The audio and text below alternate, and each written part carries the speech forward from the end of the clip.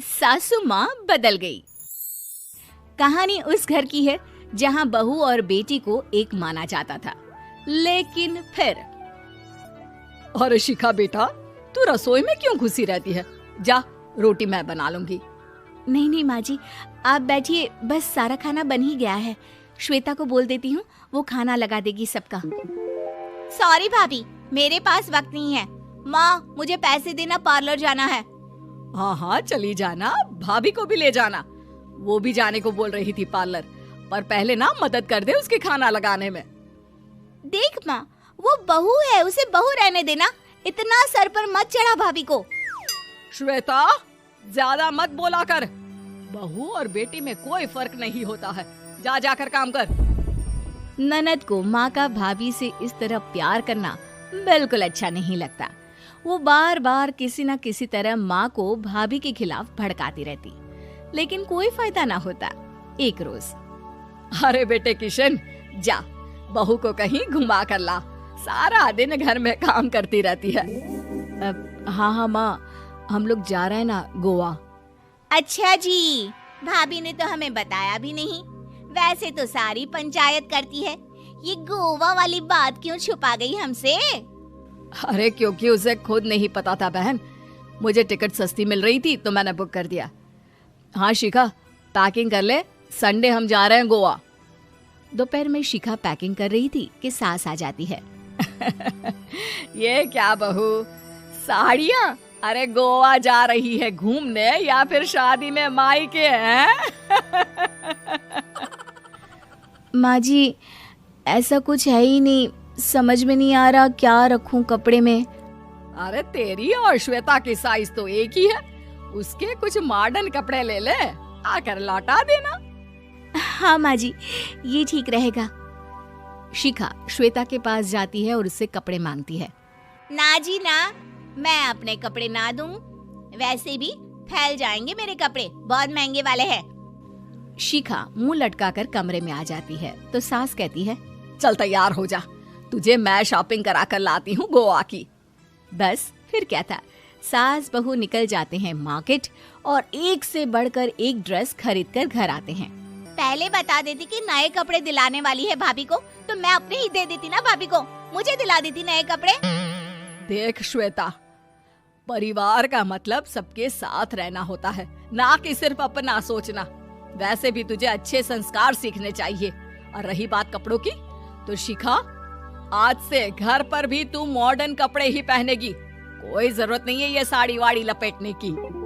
अब क्या था, घर पर श्वेता और शिखा एक जैसे रहते। एक बार पड़ोसन आती है। अरे बेटा, अपनी माँ को तो बुलाना, जरा बात करनी है। शिखा सास को बताती है और रसोई में चली जाती है।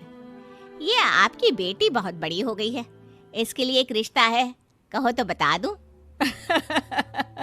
ये बेटी नहीं बहू है, घर में सब एक जैसा ही रहता है। वैसे मेरी बेटी भी बड़ी हो गई है, कोई रिश्ता हो तो जरूर बताना। पड़ोसन रिश्ता लेकर उन लोगों के घर आती है। तब श्वेता की होने वाली सास कहती है, तो ये घर है, कितने मंजिल का है? और ये बहू ने आपकी क्या पहन रखा है, जीन्स टॉप? अरे भाई, साड़ी वाड़ी नहीं है क्या इसके पास? देखिए, सर्दी है तो साड़ी में बहू कैसे मैनेज करती, वैसे पहनती है साड़ी भी। देखिए, हम लोग ठहरे पैसे वाले लोग, कोई कमी नहीं है हम लोगों के पास पैसों की, बहुत पैसे हैं, जमीन, नौकर चाकर, कार, सब कुछ है, लेकिन घर में संस्कारी बहू चाहिए। समझ रही हैं ना आप? सास कुछ कहती कि श्वेता बोल पड़ती है, हाय रे, नौकर चाकर से लेकर जमीन, कार, पैसा, हाँ, मुझे रिश्ता मंजूर है मुझे। अरे रुक जा श्वेता, मैं बात कर रही हूँ ना। देखिए, हम लोगों के घर इतनी आजादी नहीं मिलेगी। अरे हाँ कर देना माँ, हाँ कर दे जल्दी से। सास क्या करती, बेटी की शादी ऐसे घर में कर देती है जहाँ ना उनके विचार मिलते हैं और ना ही आचार। शादी के बाद एक रोज फोन पर, श्वेता बेटा, एक बार घर आ जा, बहुत दिल करता है तुझे देखने का। माँ, वो घर पर बहुत काम होता है, कैसे आऊँ? बड़ा घर है, लेकिन आने जाने वालों की लाइन ही लगी रहती है। बेटा मैं तो जानती थी उस घर का हाल, लेकिन तू ही नहीं मान रही थी। माँ देख, हर घर का यही हाल है। तेरी बेटी को यहाँ घूंघट हटाने की परमिशन नहीं है और एक तरफ भाभी स्कर्ट पहनकर घूम रही है। बेटा मुझे क्या पता था कि मेरी बेटी को ससुराल के नाम पर पिंजरा मिल जाएगा। अच्छा माँ, फोन रखती हूँ, सास को गर्मा गर्म रोटी खिलानी है। तुम लोगों की तरह नहीं कि एक रोटी बनाओ, एक सब्जी बनाओ, फिर सारा दिन फ्री होकर घूमो। सास फोन तो रख देती है, लेकिन सोच में पड़ जाती है कि एक तरफ बेटी जिसे कोई आजादी नहीं, वहीं दूसरी तरफ बहू जिसे देखकर लगता ही नहीं कि उसकी शादी भी हुई है। अगले रोज। शिखा, अरे ओ शिखा। हाँ माँ, क्या हुआ? कुछ चाहिए आपको? मैं जिम जा रही थी। जिम के कपड़ों में बहू को देखकर सास को घूंघट में अपनी बेटी का ख्याल आता है।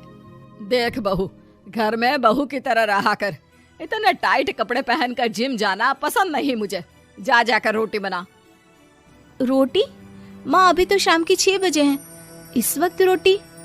अब क्या मेरे खाने पीने पर भी पहरा है? अरे जब मर्जी तब मैं अपने घर में खा भी नहीं सकती क्या? बहू को अजीब लगता है। वो समझ नहीं पाती कि जो सास कल तक इतनी सपोर्टिव थी, उन्हें अचानक से क्या हो गया। वो किचन में जाती है, गरम रोटी के साथ 2 तरह की सब्जी, रायता, सलाद सब लेकर सास के पास आती है। माँ जी, खाना। इतना सारा खाना? राक्षस समझा है क्या मुझे? रोटी मांगी थी मैंने गर्मा गर्म बस। पर माँ जी, रोटी खाती किससे आप? सब्जी तो बनानी थी ना। अरे भूख मर गई मेरी तेरी बहस से। जा जाकर काम कर, अंदर पूरी रसोई साफ कर। बहू अंदर चली जाती है। थोड़ी देर में श्वेता घर आती है। अरे शिखा, जल्दी से चाय ला, पकवान बना, मेरी बेटी आई है। अरे नहीं नहीं माँ, ड्राइवर बाहर खड़ा है। मैं तो घर का कोई सामान खरीदने के बहाने यहाँ आ गई हूँ, मुझे जाना होगा। अरे बेटा, पर कितने दिनों बाद देख रही हूँ तुझे, रहने आ जाना 2-4 दिन के लिए। आ जाऊंगी माँ, जब मेरी सास मरेगी तब। मैं तो रोज मन्नत मानती हूँ कि मेरी सास मर जाए तो अच्छा है। अच्छा चल, जा रही हूँ माँ। हे भगवान, कैसे कैसे दिन देखने पड़ रहे हैं मेरी बेटी को। सास अंदर जाती है, जहाँ श्वेता की जिम वाली सहेली का फोन आया होता है। क्या बात है, आज जिम नहीं आई? अरे पता नहीं यार, आज माँ को क्या हो गया अचानक। पर खैर कोई नहीं, लगता नहीं कि मैं अब जिम आ पाऊंगी। शिखा स्पीकर पर बात कर रही थी, जिसे सास सुन रही थी। यार ये सास ना होती ही ऐसी है। मैं तो कहती हूँ बुढ़िया जल्दी मरे और तू आराम से जिए। शिखा को सहेली की बात पर गुस्सा आ जाता है। माँ के मरने की कौन सा बच्चा दुआ मांगता है मोहिनी? आगे से ऐसी बात मेरे सामने मत करना। हमारे घर की शोभा ही माँ है। क्या हुआ जो थोड़ी सख्ती दिखा रही है? उसमें भी कोई ना कोई उनकी भलाई ही होगी। मैं तो कहती हूँ भगवान मेरे जैसी सास सबको दे, जो सिर्फ माँ की तरह है। सास वाली तो कोई बात ही नहीं है उनमें। सास ये बात सुन रही थी। उनकी आंख में आंसू आ जाते हैं कि क्यों वो बेटी की किस्मत में बहू को भी भागीदार बना रही थी। शिखा, अरे ओ शिखा, क्या हो गया? जिम नहीं जाना क्या?